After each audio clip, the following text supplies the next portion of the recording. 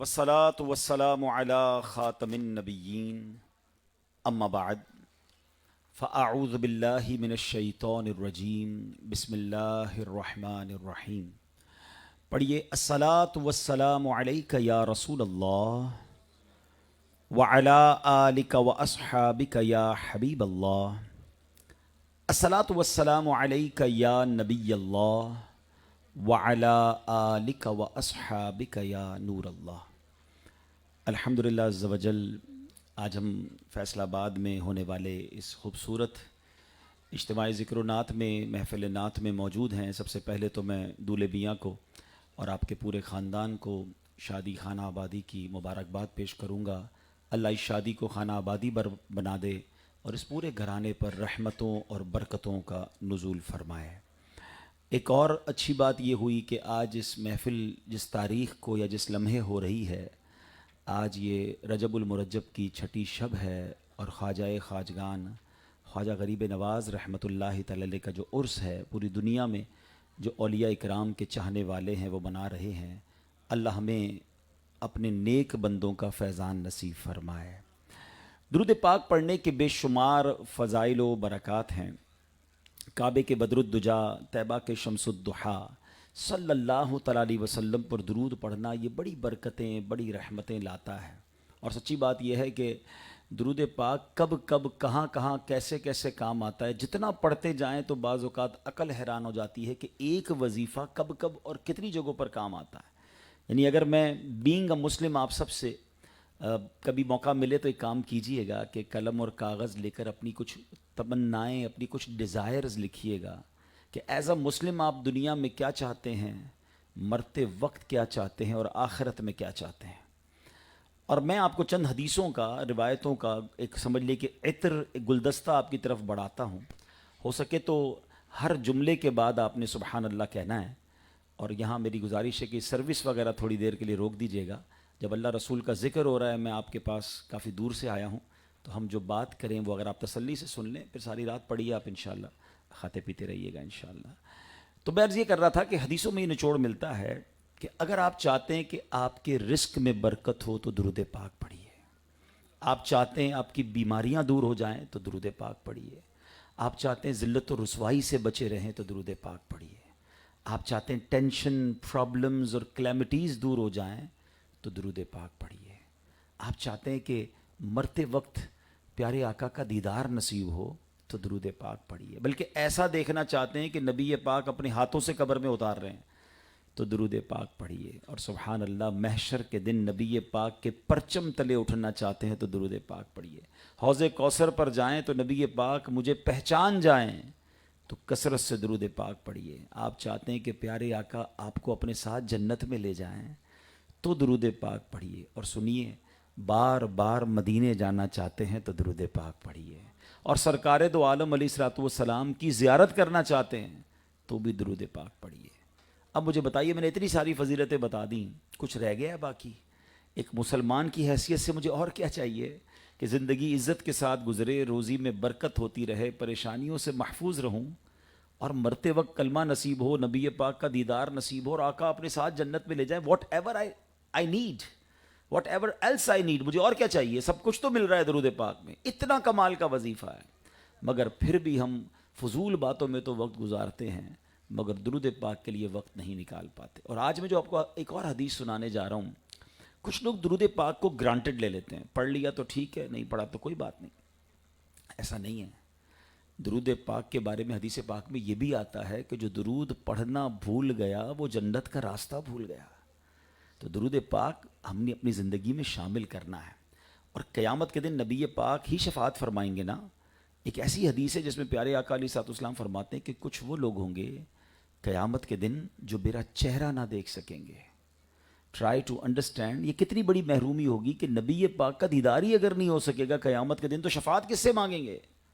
سرکار دو عالم علیہ الصلوۃ والسلام نے 3 قسم کے لوگوں کا ذکر کیا. فرماتے ہیں کہ 3 قسم کے لوگ میں قیامت کے دن میرا چہرہ نہیں دیکھ سکیں گے. نمبر 1، العاق لوالدیہ، ماں باپ کا نافرمان قیامت کے دن میرا چہرہ نہیں دیکھ سکے گا. والثانی تارک سنتی، دوسرا کون ہوگا؟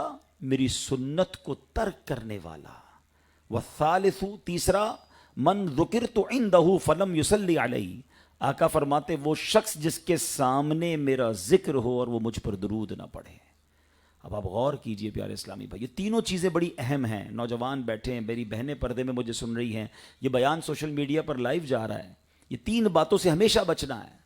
جن جن کے والدین حیات ہیں کبھی ان کا دل نہ دکھائیں، ان کی دعائیں لیں. یہ تو جنت کا سامان ہے، مگر انفارچونیٹلی ماں باپ کے ہوتے ہوئے بھی لوگ ماں باپ کو تنگ کر رہے ہوتے ہیں. خدا را کبھی اپنے ماں باپ کو دکھی نہ کریں، ان سے دعائیں لیں، کیونکہ ماں باپ کا نافرمان آقا علیہ الصلوۃ والسلام فرماتے ہیں جنت قیامت کے دن میرا چہرہ بھی نہیں دیکھ سکے گا. اور آپ ماشاءاللہ اب تو بڑے دن بڑی راتیں آنے والی ہیں نا. ابھی شب معراج ہے، پھر اگلا مہینہ شب برات ہے، رمضان میں شب قدر ہے.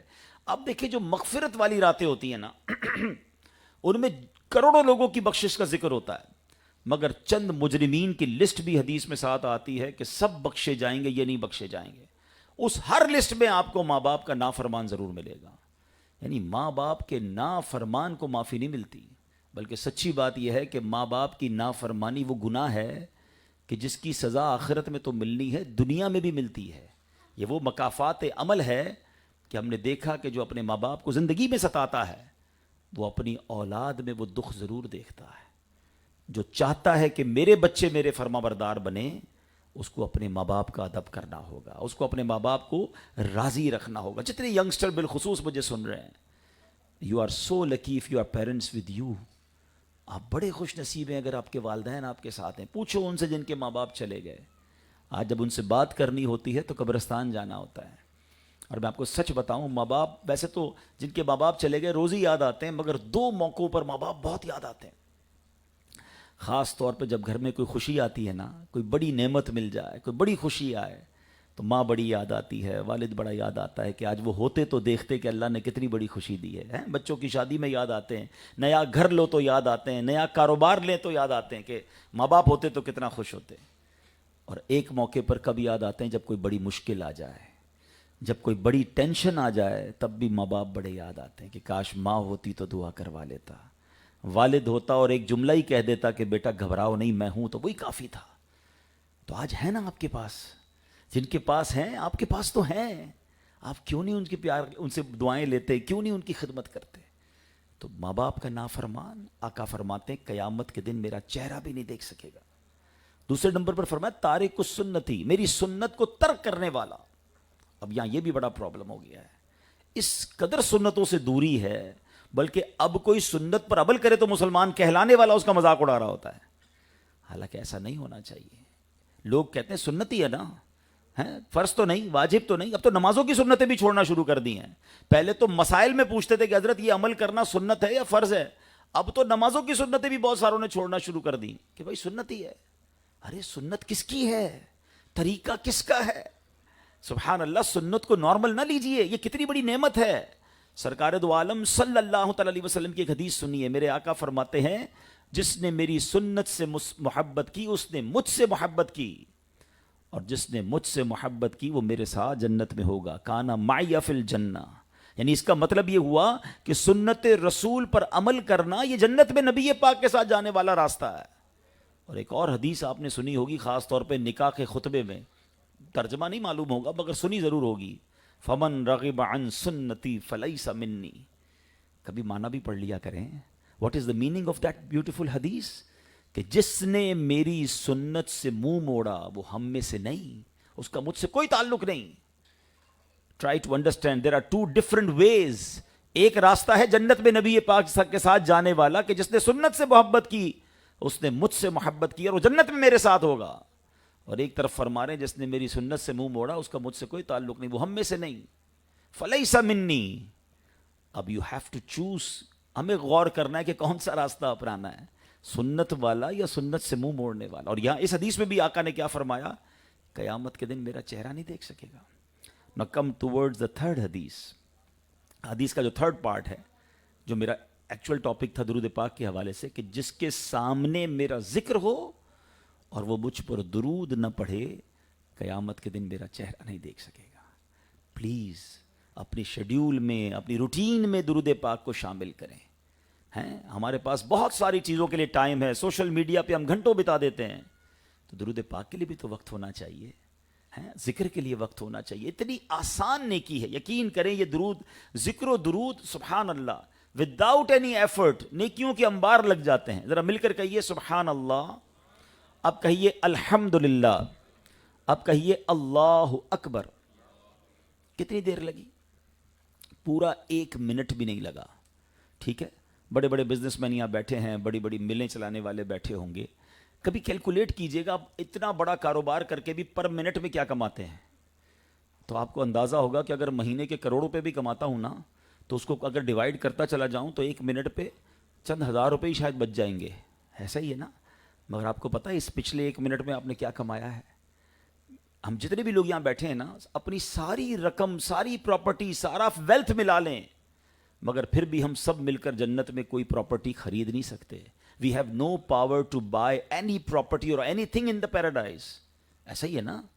مگر آپ میرے نبی کے سچے وعدے ہیں، جو ایک بار سبحان اللہ کہے اس کے لیے جنت میں درخت لگا دیا جاتا ہے، ایک بار الحمدللہ کہے جنت میں درخت لگ جاتا ہے، ایک بار اللہ اکبر کہے جنت میں درخت لگ جاتا ہے۔ مگر ہمارے پاس باقی چیزوں کے لیے بڑا ٹائم ہے، مگر اللہ رسول کے ذکر کے لیے زبان تر نہیں ہوتی۔ ایک کوشچن کر لیتا ہوں، جتنے لوگ یہاں بیٹھے ہیں، کون کون یہ چاہتا ہے کہ مرتے وقت میری زبان پر کلمہ جاری ہو؟ ماشاءاللہ ایچ اینڈ ایوری مسلم، کیوں نہیں چاہے گا؟ حدیث پاک کا مضمون ہے کہ جس کی زبان پر آخری کلام لا الہ الا اللہ ہوگا دخل الجنہ، وہ جنت میں داخل ہو جائے گا، ایسا ہی ہے نا۔ مگر آپ کے دل کے دروازے پر ایک دستک دینا چاہتا ہوں، آج پورے دن میں کتنی بار کلمہ پڑھا ہے؟ اچھا پچھلے پورے ویک میں کتنی بار کلمہ پڑھا ہے؟ چلے پورے مہینے میں اپنے آپ کو جواب دیں، I don't want to answer from you, آپ خود ہی جواب اپنے آپ کو دے دیں کہ پورے مہینے میں کتنی بار پڑھا ہے نا؟ عجیب بات، مرتے وقت ہر مسلمان چاہتا ہے زبان پر کلمہ ہو، پوری زندگی میں کب کتنا پڑھتے ہیں؟ بھائی زندگی میں پڑھیں نا۔ یہ فلسفہ سمجھ لیجئے، whenever you feel tired اور سک، جب بھی آپ کو کمزوری یا تھکاوٹ یا بیماری فیل ہوگی، آپ کو بات کرنے کو جی نہیں چاہتا ہے۔ آپ جب تھکے ہوئے ہوتے ہیں یا بیمار ہوتے ہیں، کوئی آپ سے بات کرتا ہے، آپ کیا کہتے ہیں؟ ابھی بات نہ کرو، ابھی جی نہیں ہے بات کرنے کا، ایسا ہی ہے۔ سکرات کا جو وقت ہوگا نا، وہ بہت زیادہ ٹائرڈنس کا ہوگا، بہت تکلیف کا وقت ہوتا ہے، جب روح قبض ہو رہی ہوتی ہے۔ علماء کہتے ہیں اس وقت زبان بڑی بھاری ہو جاتی ہے، بات کرنے کو جی نہیں چاہتا۔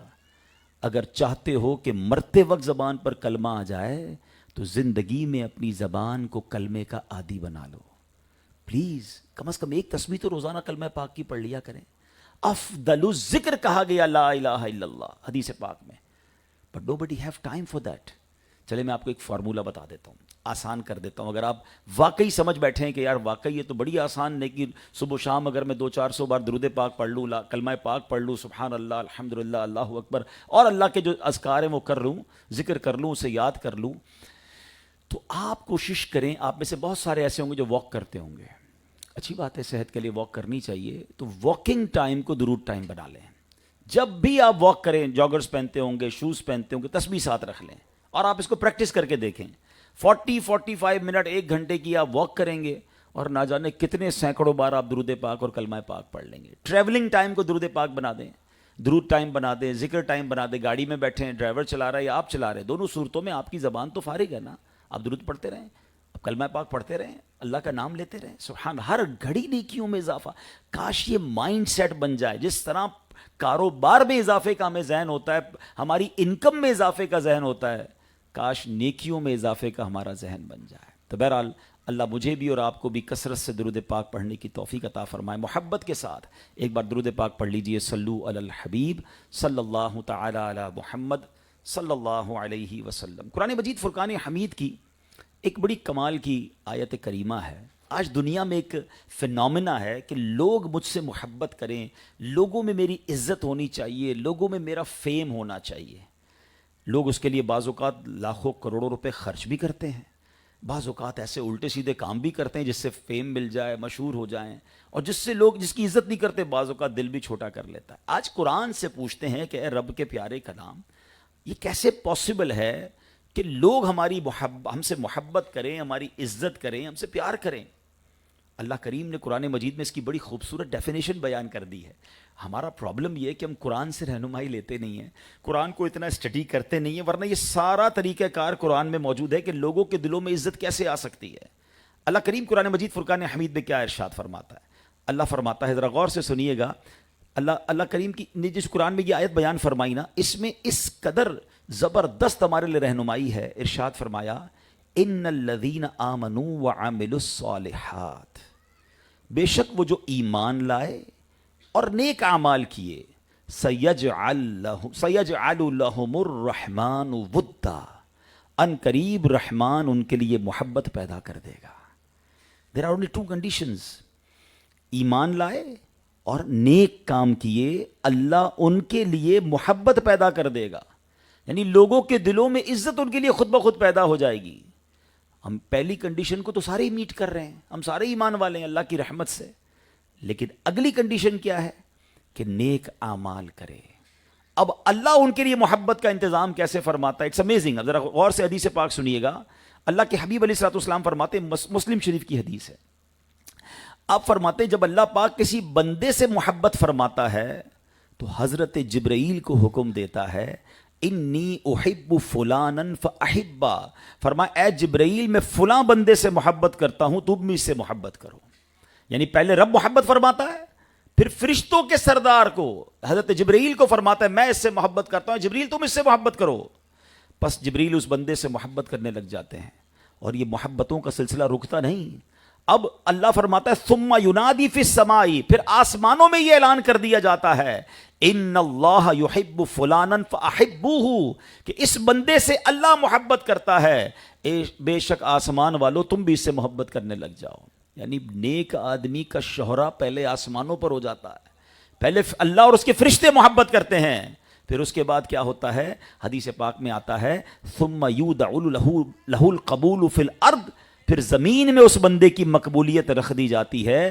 اب لوگوں کے دل اس کی طرف مائل ہونا شروع ہو جاتے ہیں. جو آج دنیا میں اللہ والوں کی عزت ہے نا، اللہ کے نیک بندوں کی جو عزت ہے، یہ بندوں کے دلوں میں رب نے ڈالی ہے. پہلے وہ آسمانوں پر مشہور ہوتے ہیں، پھر اللہ لوگوں کے دلوں میں ان کی محبت ڈالتا ہے. اب یہاں یہ فینومینا سمجھنا ہوگا. ہم سمجھتے ہیں جناب کہ ہم اپنے طور پر پیسے خرچ کر کے یا جناب سوشل میڈیا کو یوز کر کے، تھوڑا طاقت یوز کر کے، کسی طرح کسی کمیٹی، کسی سیاست، کسی میڈیا میں جا کر ہم مشہور ہو جائیں گے. یاد رکھیے دو چیزیں یاد رکھیے گا، شہرت اور ہے اور عزت اور ہے، محبت اور ہے. شہرت کی اگر بات کی جائے تو شیطان سے زیادہ کون مشہور ہے؟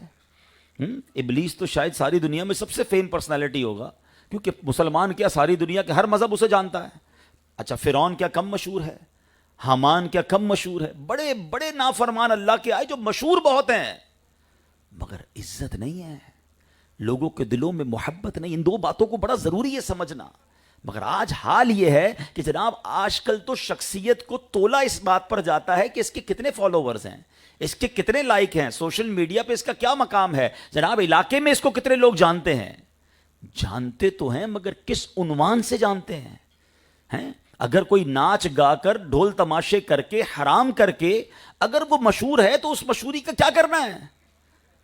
اللہ تعالیٰ اپنے نیک بندوں کی دلوں میں عزت ایسی ڈال دیتا ہے کہ لوگ ان کی طرف مائل ہو جاتے ہیں. اور سبحان اللہ وہ لوگ دنیا سے بھی جب چلے جائیں تو ان کے مزارات پر بھی لوگوں کا تانتا بندہ رہتا ہے. مجھے بتائیے نا آج سوشل میڈیا کے ذریعے کتنا کرٹیسائز کیا جاتا ہے کہ مزار اولیاء پہ نہیں جانا چاہیے، وہاں جناب غلط چیزیں ہوتی ہیں، وہاں غلط کام ہوتے ہیں. پہلے تو چلیں غلط کاموں کا جواب دے دوں کہ مزارات اولیاء پر ہم بھی کہتے ہیں کہ کچھ لوگ ایسے ہیں جو جاہل ہیں، وہ ایسے کام کرتے ہیں جو نہیں کرنے چاہیے. مگر مجھے ایک بات بتائیں، اگر ناک پر مکھی بیٹھ جائے تو مکھی اڑائی جاتی ہے، ناک کاٹ دیا جاتا ہے؟ ہم مکھی کو اڑائیں گے نا. اگر شادیوں کے اندر حرام کام ہو رہے ہیں تو کوئی یہ تو نہیں کہتا شادی ختم کر دو، وہ کہتے ہیں شادیوں میں حرام کام نہیں ہونے چاہیے. تو مزارات اولیاء پر اگر کچھ لوگ غلط کرتے ہیں تو we have to make them learn, انہیں سکھانا ہے. دعوت اسلامی اس پر کام کرتی ہے. ہم نے ایک پورا دعوت اسلامی کا ڈپارٹمنٹ بنایا جو مزارات اولیاء پر جا کر غلط طریقے سے مزارات اولیاء پر حاضری دینے والوں کی تربیت کرتے ہیں. مگر ان کے فیضان کو، ان کی برکتوں کو کیسے آپ ڈینائی کر سکتے ہیں؟ اللہ والوں کی بارگاہ میں جا کر رب سے دعا کرنا یہ تو رحمتوں کے نزول کی جگہ ہے. سبحان اللہ، اس کا ثبوت تو ہمیں قرآن سے ملتا ہے. دیکھیے نا اللہ کے نبی ہیں حضرت زکریا علیہ السلام، ان کو اولاد کی تمنا تھی. نبی تو اللہ سے جب چاہے جیسے چاہے دعا کر سکتا ہے، مگر وہ کہاں گئے تھے دعا کرنے؟ حضرت مریم کی اس محراب میں گئے جہاں حضرت مریم عبادت کرتی تھیں، اللہ نے وہ دعا قبول کی اور آپ کو اولاد عطا فرمائی۔ سبحان اللہ، قرآن کا یہ واقعہ ہمیں بتا رہا ہے کہ جب جہاں اللہ والے عبادت کریں وہاں جا کر دعا مانگے تو دعائیں قبول ہوتی ہیں۔ ارے جہاں سرتاپا اللہ والے موجود ہوں تو ان کے مزارات پر جا کر اگر کوئی اللہ سے دعا کرے تو کیوں نہ برکتیں ملیں گی۔ تو بتانے کا مقصد یہ ہے کہ دلوں میں اتنی محبت ہے۔ اب داتا حضور چلے جائیں، اچھا لوگ ہزاروں روپے اپنی جیب سے خرچ کر کے اللہ والوں کے دربار میں جاتے ہیں، کچھ لوگ پیسے خرچ کر کے اپنے پاس بلاتے ہیں پھر بھی لوگ نہیں آتے، مگر یہ کیسی محبت ہے کہ دنیا بھر سے لوگ ان کے دربار پر جا کر اپنے لیے ان کی صحبت میں بیٹھنا سعادت سمجھتے ہیں۔ تو سمجھانا اس آیت سے مقصود یہ ہے کہ اگر بندہ ایمان لے آئے، اگر بندہ نیک اعمال کرے، اللہ کا پسندیدہ بن جائے، پھر رب باقی لوگوں کو ان سے راضی کر دیتا ہے۔ اگر اسی سینیریو کے اندر اب خواجہ خواجگان خواجہ غریب نواز رحمۃ اللہ تعالی علیہ کو دیکھیں، آج ان کے عرس کی رات ہے، کیا عظیم پرسنالٹی ہیں، بر صغیر پاک و ہند پر آپ کا کتنا بڑا احسان ہے کہ آج ان کی وجہ سے کتنے لوگ مسلمان ہیں۔ آپ کو معلوم ہونا چاہیے جب خواجہ خواجگان خواجہ غریب نواز یہاں پر آئے تھے اجمیر شریف اور ہندوستان میں، everybody become enemy of ہم، کوئی ریڈ کارپٹ نہیں ملا تھا، خواجہ صاحب کو ویلکم کرنے والے لوگ نہیں تھے، ان کے خلاف ہو گئے کیونکہ ہندو بستے تھے، پتوں کی پوجا کرنے والے تھے اور وہ اللہ وحدہ لا شریک کی طرف بلانے والے تھے۔ لیکن کیا ہوا، انہوں نے اسٹیڈ فاسٹنس دکھائی، وہ لگے رہے اپنے کام میں، اخلاص کے ساتھ انہوں نے کام کیا۔ اللہ نے عروج کیسا دیا کہ 90 لاکھ غیر مسلم آپ کے ہاتھ پر مسلمان ہو گئے۔ یہ کتنی بڑی خدمت انہوں نے کی، اور اس کے بعد سبحان اللہ اس پورے علاقے میں اسلام پھیلتا چلا گیا۔ تو اے میرے پیارے اسلامی بھائیوں، سیکھنا کیا ہے؟ اللہ والوں کی سیرت پڑھ کر ہمیں اپنے لیے کیا خوبصورت باتیں سیکھنی ہیں۔ میں یہاں ایک خوبصورت روایت آپ کے سامنے حدیث پاک کا مضمون پیش کرنا چاہوں گا جو بہت سارے ہمارے مسکنسیپشنز کو دور کرے گی۔ حدیث پاک میں آتا ہے جس کا مضمون ہے کہ کچھ لوگ اللہ کو جب راضی کرنے والے کام کرتے ہیں تو بندے ان سے ناراض ہو جاتے ہیں، مخلوق ان سے ناراض ہو جاتی ہے، وہ لیکن اللہ کو راضی کرتے رہتے ہیں۔ ایک وقت آتا ہے اللہ مخلوق کو بھی ان سے راضی کر دیتا ہے۔ اینڈ آف دا ڈے تو دونوں فائدہ میں رہا نا، اللہ بھی راضی بندے بھی راضی۔ شروع میں مخالفت ہوئی، اب اسی سینیریو میں آپ انبیاء کرام کو دیکھ لیں، صحابہ کرام کو دیکھ لیں، اولیاء کرام، خود نبی پاک علیہ الصلوۃ والسلام کی سیرت پڑھیں کہ جب اسٹارٹ آف دا دین ہوا تھا پتھر برسائے لوگوں نے، نو بڈی ایکسپٹ ہز میسج، اپنے پر آئے ہو گئے، اپنے رشتہ دار دشمن ہو گئے نبی پاک علیہ الصلوۃ والسلام کے۔ لیکن کیا ہوا بعد میں؟ ساری دنیا نبی پاک کے گن گا رہی ہے، ایک میں ہی نہیں ان پر قربان زمانہ ہے۔ خواجہ غریب نواز کو دیکھ لیں، جب وہ اسلام کی دعوت لے کر آئے سب اینیمی ہو گئے، دشمن ہو گئے، مگر آپ اللہ رسول کی بات کرتے رہے، آج ساری دنیا میں لوگ ان کے چاہنے والے۔ ہم لاہور میں بیٹھے ہیں، ہم فیصل آباد میں بیٹھے ہیں، اجمیر میں نہیں ہیں، ہندوستان والے نہیں ہیں، نہ ان سے ملے ہیں، مگر آج یہاں بیٹھ کر ان کی بات کیوں ہو رہی ہے؟ انہوں نے رب کو راضی کیا، رب نے سب کو راضی کر دیا۔ Try to understand, always focus ہمارا یہ ہونا چاہیے۔ دیکھیں ہم سب کو راضی نہیں کر سکتے۔ اب اسی حدیث کا اگلا پارٹ سمجھ لیجئے، یہ ہماری فیملیز کے لیے، ہم سب کے لیے بڑا زبردست ہے۔ نبی پاک فرماتے ہیں صلی اللہ تعالی علیہ وسلم، کچھ لوگ مخلوق کو راضی کرنے کے چکر میں مخلوق کو راضی کرتے کرتے رب کو ناراض کر بیٹھتے ہیں، اور ایک وقت آتا ہے مخلوق بھی ان سے ناراض ہو جاتی ہے۔ لک ایٹ دا ڈفرنس، وہاں رب راضی ہوا تو سب راضی ہو گئے، یہاں رب ناراض ہوا تو باقی بھی ناراض ہو گئے۔ اب اس کیٹیگری میں کون آتا ہے ذرا یہ بھی سمجھ لیتے ہیں۔ اس کیٹیگری کو تو سمجھ لیا نا کہ انبیاء ہیں، صحابہ ہیں، اولیاء ہیں، یہ مشکلات میں تھے مگر لگے رہے، اللہ نے سب کو راضی کر دیا۔ امام حسین کو دیکھے نا، کوفہ والوں نے تو ساتھ ہی چھوڑ دیا تھا، 72 لوگ تھے سامنے، 22,000 آ گئے تھے، تلواریں لے کر آ گئے تھے، شہید ہو گئے، مگر اللہ کو راضی کیا نا۔ آج بتاؤ کتنا پیار ہے ہمارے دلوں میں ان سے، اللہ کی قسم بہت پیار ہے، اپنے بچوں سے زیادہ امام حسین اور ان کے بچوں سے پیار ہے۔ کیوں؟ ہمارے ایمان کا تقاضا۔ یہ کیسے ہوا پیار؟ یہ اللہ نے ڈالا کہ انہوں نے رب کو راضی کیا۔ قرآن میں رب نے فرمایا نا، اللہ پھر ان کے لیے محبت کا انتظام فرما دیتا ہے۔ تو یہ بات سمجھنی ہوگی کہ میں نے اللہ کو راضی کرنا ہے، بندوں کو راضی کرتے کرتے رب کو ناراض نہ کر بیٹھیے گا۔ اور آج میں تھوڑے سے کچھ لوگوں کی مثالیں دے دیتا ہوں، صرف ایگزامپلز ہیں، ورنہ تو ہم سب اس میں اللہ نہ کرے کہیں پھنس نہ جائیں، کہ کچھ لوگ فیم کے چکر میں، مشہوری کے چکر میں، پیسوں کے چکر میں حرام کام کرتے ہیں اور لوگ ان سے بڑے راضی ہو رہے ہوتے ہیں۔ ناچنے والے, گانے والے, پتہ نہیں کیا کیا ہو رہا ہے آج کل. تو اب لوگ آگے پیچھے گھوم رہے ہیں, ان کو بھی لگ رہا ہوتا ہے جناب میرا عروج ہے, ملین فالوور, 1 کروڑ جاننے پہچاننے والے, اور جناب دنیا بھر میں نام. مگر مجھے بتائیے نا, ایسے لوگوں کا اینڈ کیا ہوتا ہے جو رب کو ناراض کرتے کرتے لائف گزارتے ہیں؟ ہے کوئی آج ان کی قبر پر جانے والا؟ ہے کوئی آج ان کو یاد کرنے والا؟ ہے کوئی آج ان کے لیے فاتحہ کرنے والا؟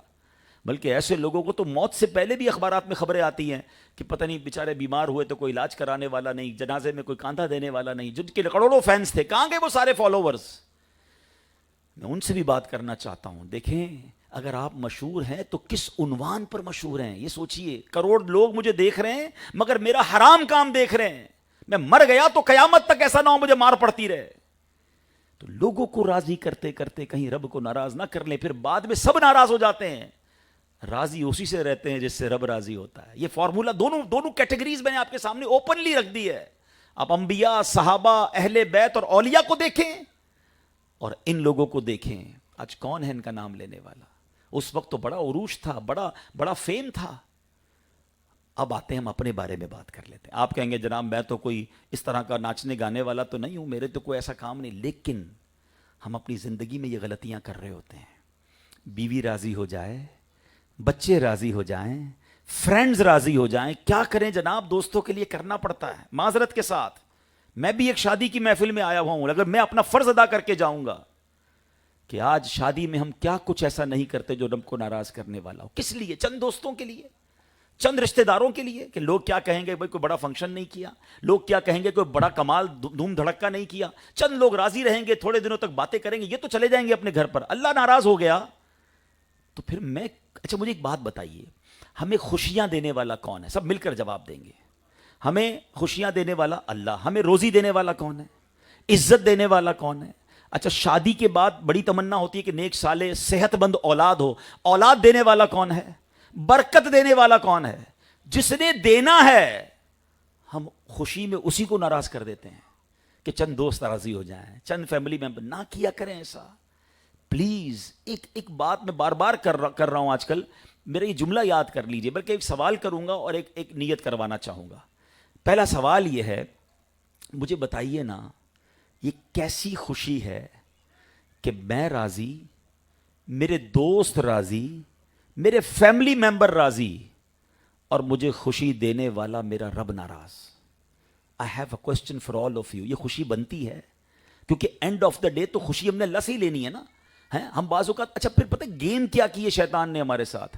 When ever we try to celebrate something, صرف یہ شادی کا پرابلم نہیں ہے, بچے کی شادی, بچے کی سالگرہ کرنی ہے, نیا گھر اللہ نے دیا تو گھر میں دوستوں کی پارٹی کرنی ہے, کوئی نیا بزنس آپ نے شروع کیا تو بزنس کی اوپننگ سیریمنی کرنی ہے, اللہ نے نیا سال دیا تو نئے سال کی خوشی منانی ہے. Whenever whatever we want to celebrate, جب بھی خوشی کا موقع آتا ہے, سچ بتاؤ شیطان کیسی پلاننگ اس نے کی ہے کہ ہم سے اللہ کی نافرمانی کرواتا ہے. کہیں میوزک ڈلواتا ہے, کہیں آتش بازی ڈلواتا ہے, کہیں معاذ اللہ بے پردگی ڈلواتا ہے, کہیں ناچ گانے ڈلواتا ہے. شادیوں میں تو سنا ہے جوئے اور پتہ نہیں کیا کیا حرام کام. آپ خوشی اللہ سے لینا چاہتے ہو اور ہر خوشی میں اسی کو ناراض کر رہے ہو.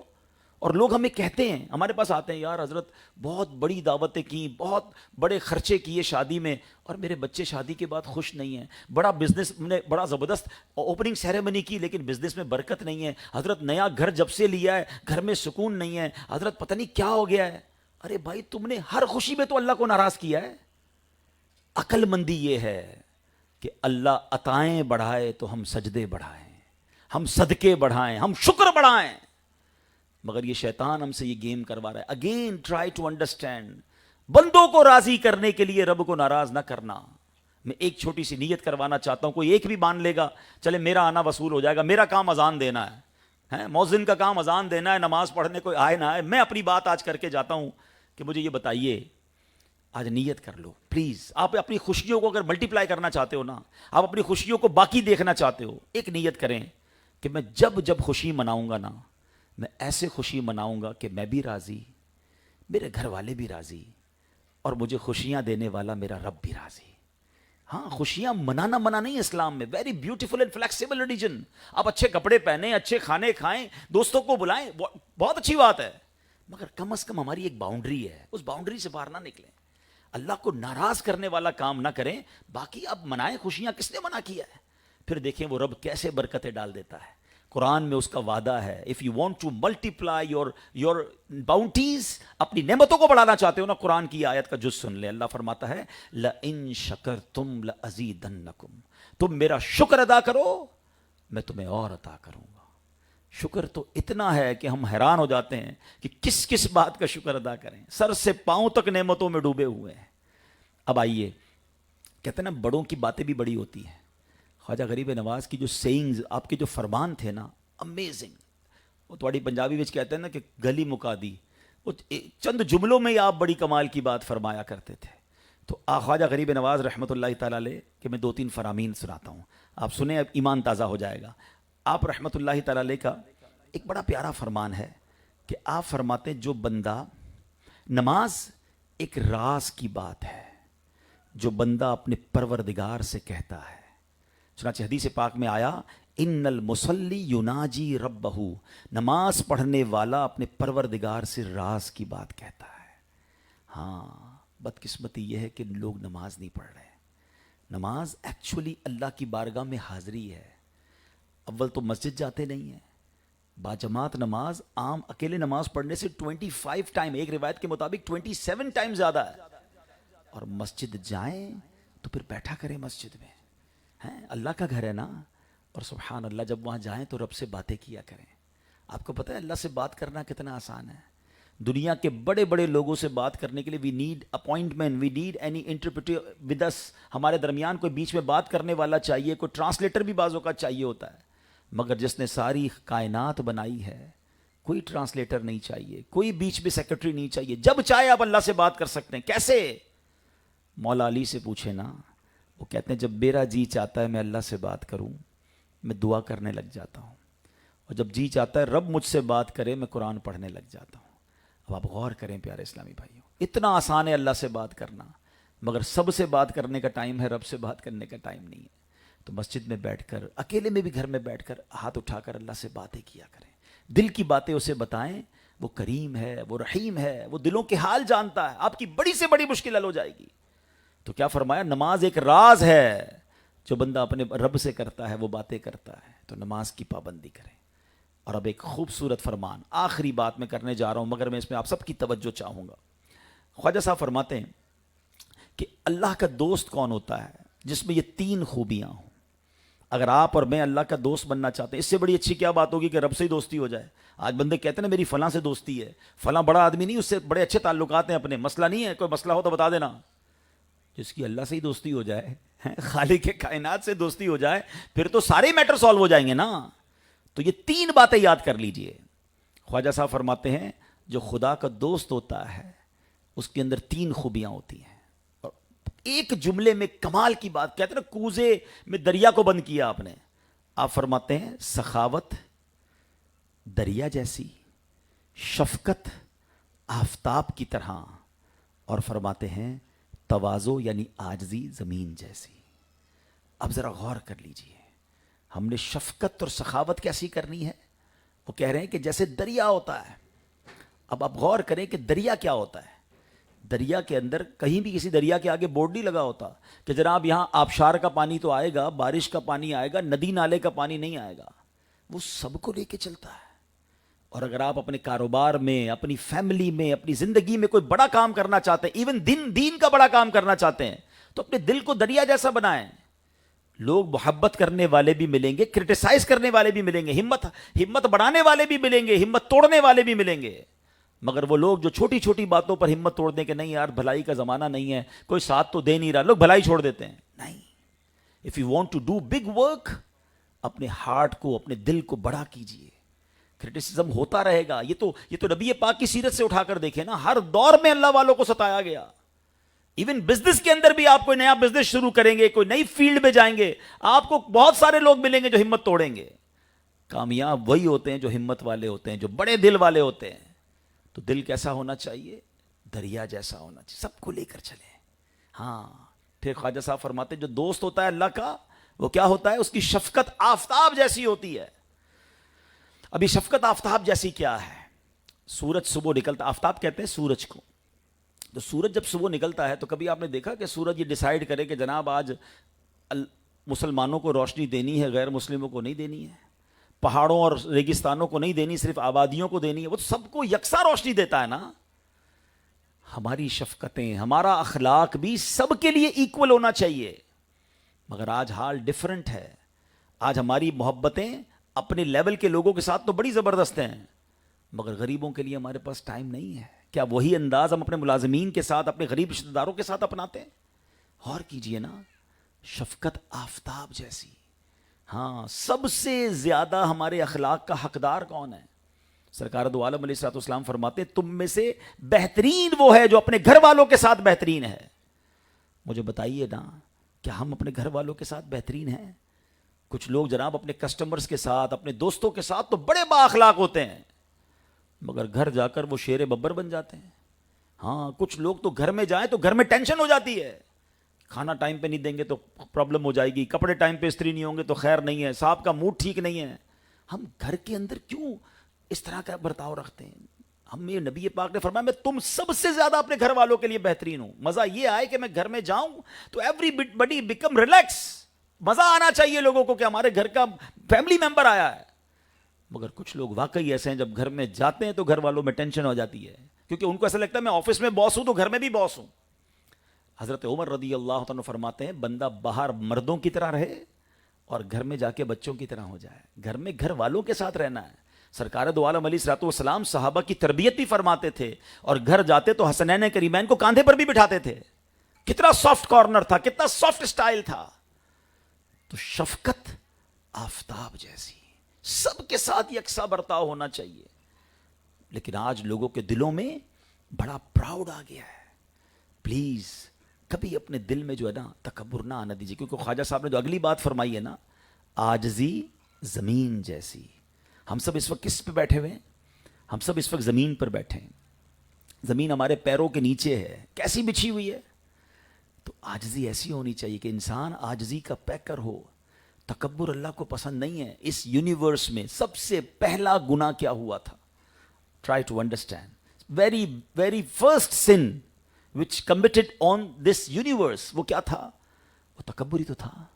شیطان نے کیا تھا نا، حضرت آدم کو سجدہ کرنے سے انکار کر دیا تھا، اور کیا کہا تھا؟ یہ جملہ یاد رکھیے گا، یہ بڑی ضروری ہے اس بات کو یاد رکھنا۔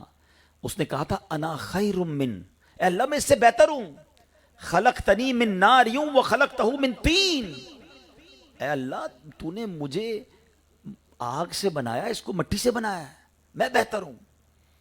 یاد رکھیے گا شیطان پہلے سے ہی اللہ کا نافرمان نہیں تھا، اس کا نام عزازیل تھا، فرشتوں کا استاد تھا، ہزاروں سال عبادت کی تھی، بٹ ایک بار اس نے تکبر کیا، اس کے چہرے کا نور چھین لیا گیا اور اس کو اللہ نے اپنے دربار سے نکال دیا۔ اب ذرا غور کیجئے، جو ایک بار تکبر کرے اس کا یہ حال ہے، جو روزانہ تکبر کرے اس کا کیا حال ہوگا؟ کیا ہمارے لوگ نہیں کہتے ہوتے کہ میں بہتر ہوں، پیسے والا ہوں، یہ غریب ہے، میں طاقتور ہوں، یہ کمزور ہے، میں خوبصورت ہوں، اس کے چہرہ خوبصورت نہیں ہے، میں طاقتور ہوں، میرے پاس اقتدار ہے، اس کے پاس تو ہے ہی کچھ نہیں۔ جناب صرف مال تکبر نہیں لاتا، حسن بھی تکبر لاتا ہے، طاقت بھی تکبر لاتی ہے، اور میں آپ کو عجیب بات بتاؤں، علم بھی تکبر لاتا ہے۔ لوگ کہتے ہیں نظر آتے ہیں میں پڑھا لکھا، میرے پاس علم، یہ تو جاہل ہے۔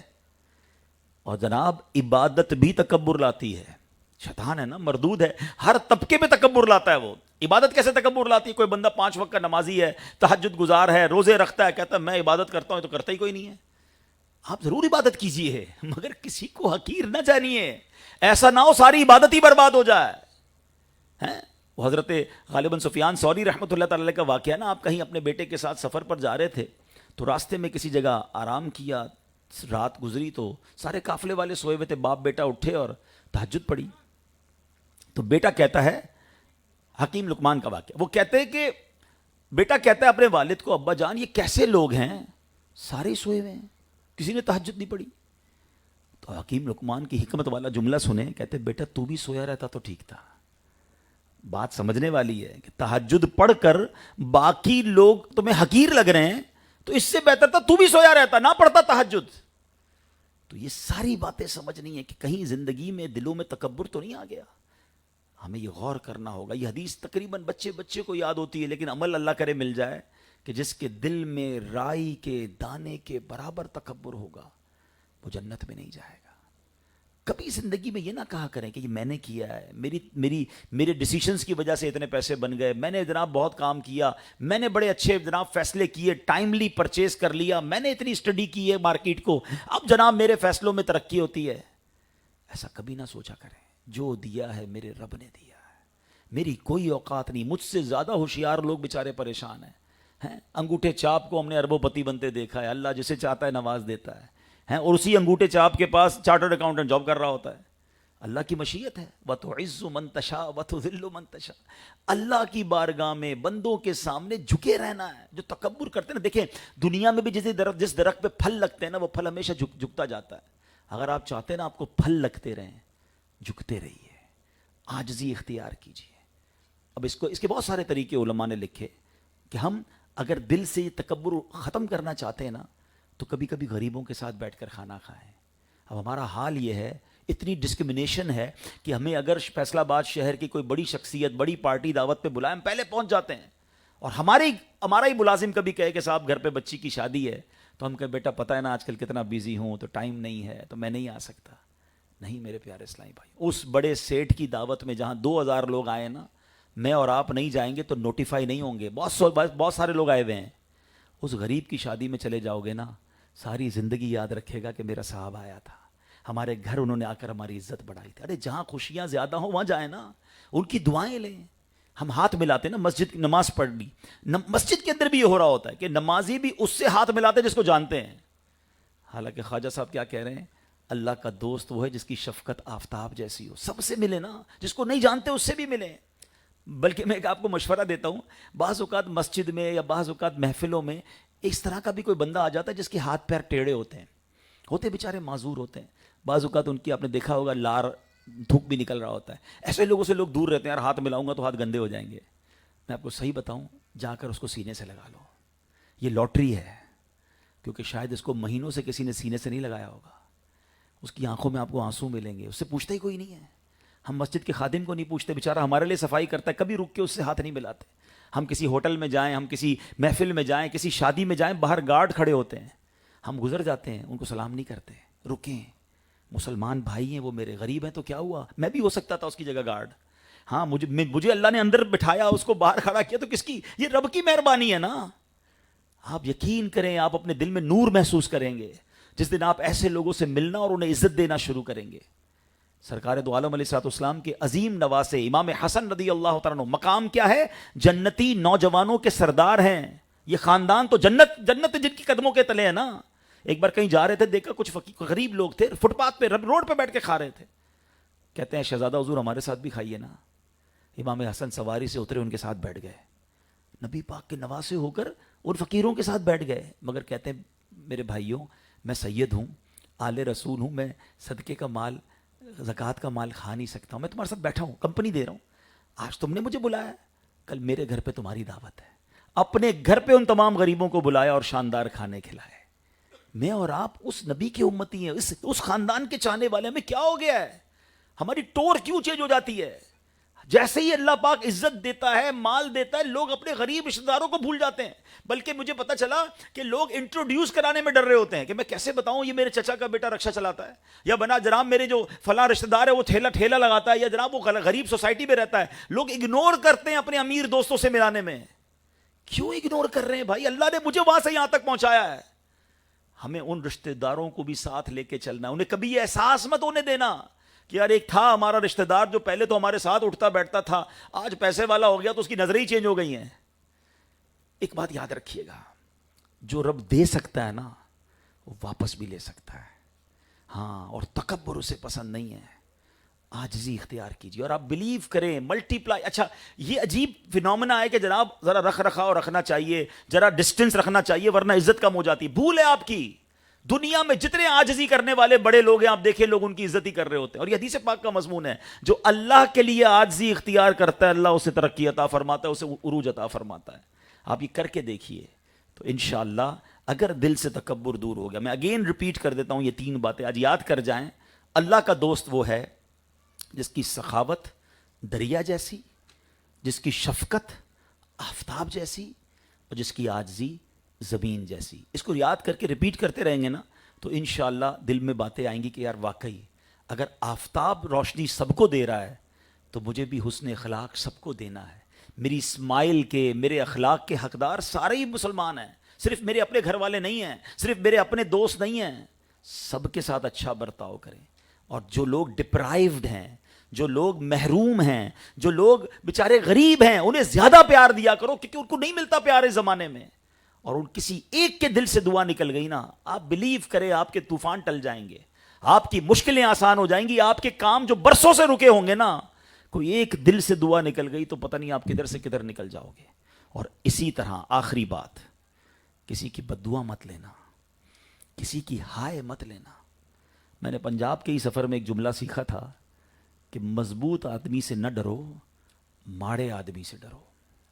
تو جس نے مجھے کہا نا، میں نے اس کو روک لیا. میں نے کہا اس کا مطلب تو بتاؤ مجھے، تو میں اردو بولنے والا. ماڑا کس کو کہتے ہیں؟ تو کہا ماڑا کہتے ہیں کمزور آدمی کو. تو میں نے کہا کمزور آدمی سے کیوں نہ ڈریں؟ کمال کا جملہ کہا. کب مضبوط آدمی تو آپ سے اپنا بدلہ خود ہی لے لے گا. ماڑا جو ہوگا نا وہ بدلہ نہیں لے سکے گا، مگر وہ اللہ کو کہہ دے گا، وہ ادھر فریاد پہنچا دے گا، وہ اپنی فائل ادھر جمع کرا دے گا. اور جب ادھر جائے گی نا آواز تو پھر ظالم نے بچنا نہیں ہے. ہاں اللہ مظلوم کے ساتھ ہے.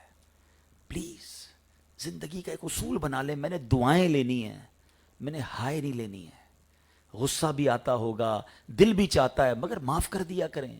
کچھ لوگ تو ملازمین کے ساتھ بڑا بڑا غلط برتاؤ کرتے ہیں. اب وہ غریب آدمی گالیاں بھی سن رہا ہے، ڈانٹ بھی سن رہا ہے، کر تو کچھ نہیں سکتا بیچارے کو، جاب کہیں اور نہیں ملے گی.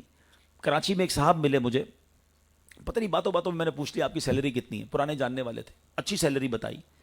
تو میں نے کہا یار سیلری تو ماشاءاللہ اچھی ہے. مثال کے طور پر انہوں نے کہا 80,000 روپے سیلری ہے. تو پتہ اس نے کیا کہا؟ کہتا ہے 40,000 کام کرنے کی سیلری ہے، 40,000 گالیاں سننے کی سیلری ہے. میں نے کہا کیا بات کر رہے ہو؟ کہتا صبح و شام سیٹ گالیاں دیتا ہے. میں نے کہا پھر کیوں کرتے ہو؟ کہا کہاں ملے گی نوکری آج کے دور میں. مجھے بتاؤ وہ جو گالیاں دینے والا ہے اس کو کہیں جواب نہیں دینا؟ یاد رکھیے گا، کوئی کیسا ہی کیوں نہ ہو، اللہ کا بندہ ہے، اس کا دل توڑنے کی اجازت نہیں ہے. آج ہم دنیا میں اگر میں کسی سے پوچھوں نا بتائیں مفلس کون ہے، غریب کون ہے، تو آپ وہی جواب دیں گے جو صحابہ کرام نے جواب دیا تھا. صحابہ کرام سے ایک بار نبی پاک علیہ الصلوۃ والسلام نے سوال کیا بتاؤ مفلس کون ہے. بھی سوال میں آپ سے کر لیتا ہوں، آپ کا بھی وہی جواب ہوگا جو صحابہ کرام نے دیا. کہا حضور جس کے پاس پیسے نہیں ہیں، درہم و دینار نہیں ہے. آپ بھی یہ کہیں گے نا غریب تو وہ ہے جس کا پیسے نہیں ہے. نبی پاک نے ڈینائی کیا، کہا وہ نہیں ہے. فرمایا مفلس وہ ہے جو قیامت کے دن پہاڑ جتنی نیکیاں لے کر آئے گا. حدیث پاک کا خلاصہ ہے، حج بھی لائے گا، روزے بھی لائے گا، زکوٰۃ بھی لائے گا، نمازیں بھی لائے گا. اے حاجیوں سنو، اے نمازیں پڑھنے والوں سنو. آقا فرماتے نیکیاں ہوں گی اس کے پاس، مگر وہ اس حالت میں آیا ہوگا کہ کسی کا دل دکھایا ہوگا، کسی پر ظلم کیا ہوگا، کسی کا مال دبایا ہوگا، کسی کی غیبت کی ہوگی. وہ سارے لوگ اللہ کی بارگاہ میں کھڑے ہو جائیں گے، کلیم کریں گے یا اللہ ہمارا حق دلا. اچھا دنیا میں تو آپ اور میں کوئی پرابلم ہو تو پیسے لے کے مسئلہ حل کرتے ہیں نا کہ بھئی آپ کا قرضہ ہے تو پیسے لے لیں، زیادتی ہو گئی اب زمین لے لی تو زمین لے لیں. قیامت کو ایک ہی کرنسی ہوگی اور وہ ہیں اعمال، یا تو گناہ ہوں گے یا نیکیاں ہوں گی. تو نبی پاک فرماتے ہیں جس پر ظلم کیا ہوگا ان میں سے ایک بندہ اس کی نمازیں لے جائے گا، دوسرا اس کے روزے لے جائے گا، ایک حج لے جائے گا، ایک زکوٰۃ لے جائے گا. ایک ایک کر کے ساری نیکیاں ختم ہو جائیں گی، مگر جن پر زیادتی کی ہوگی وہ بندے باقی رہ جائیں گے. کیونکہ کچھ لوگوں کی تو بدقسمتی سے عادت ایسی ہے کہ روز ہی دل توڑ رہے ہیں.